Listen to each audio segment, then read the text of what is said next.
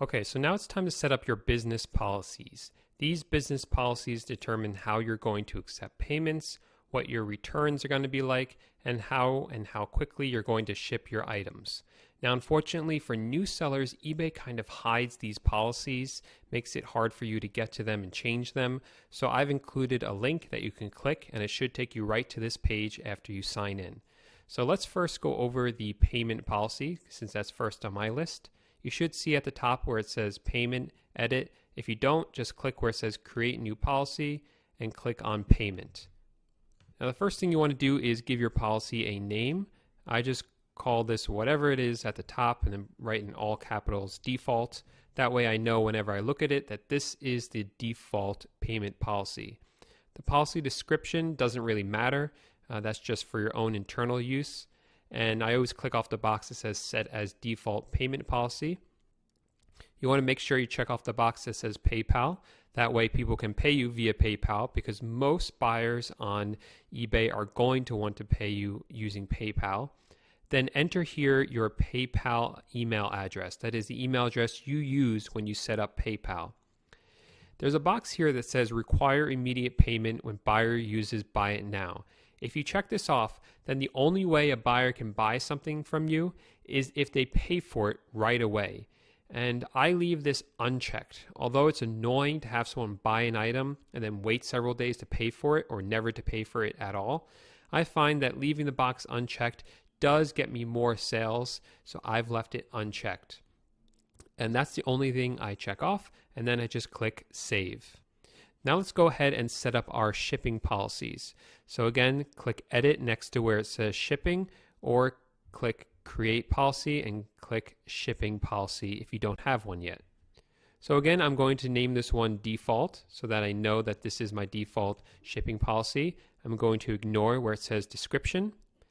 Under US shipping, I always select same cost to all buyers, because the cost to your buyers is always going to be free. So make sure to check off this box that says free shipping. Giving your buyers free shipping really helps increase sales, because buyers think it's a good deal and they want to take advantage of free shipping. Everyone loves it. So make sure to have that box checked off. And under services, I always select standard shipping 1 to 5 business days. That way you're not being tied down to using USPS, FedEx, or UPS. It gives you more options because you don't know what your source is going to use. So I always select standard shipping 1 to 5 business days.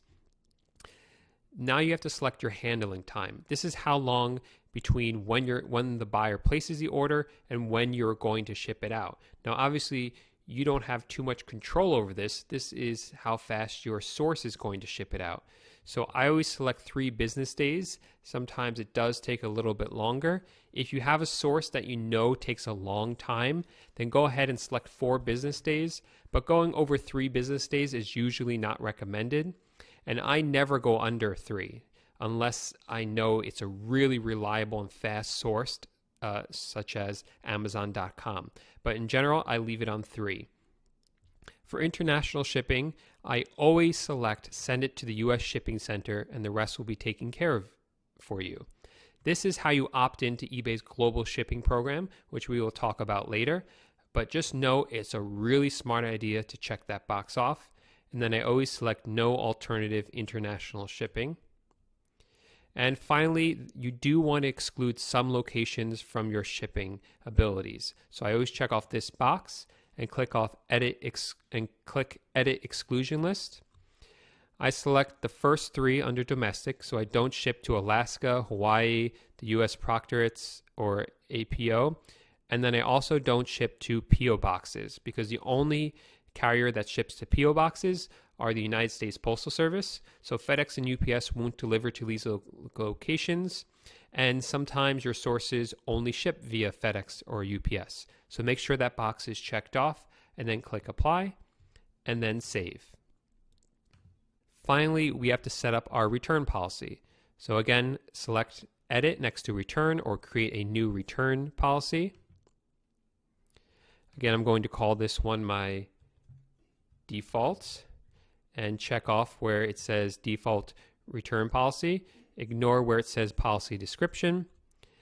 under return policy, you want to accept returns. So this will allow your customers to return the items if they don't like them.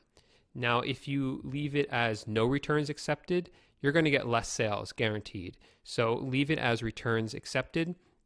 And also know that even if you don't accept returns, if the item arrives damaged, or if it's the wrong item, or if it arrives too late, they're going to have the ability to return it anyway. And so they're just going to lie and make up a reason to return it. So you might as well just accept returns anyway. This is how long they have to return it if they just don't like it. So I always leave it at 30 days. As a new seller though, I highly recommend you only do 14 days until you get a better idea of how long your source takes items back for. But I, as an advanced seller, leave it at 30 days. Select money back for the next one.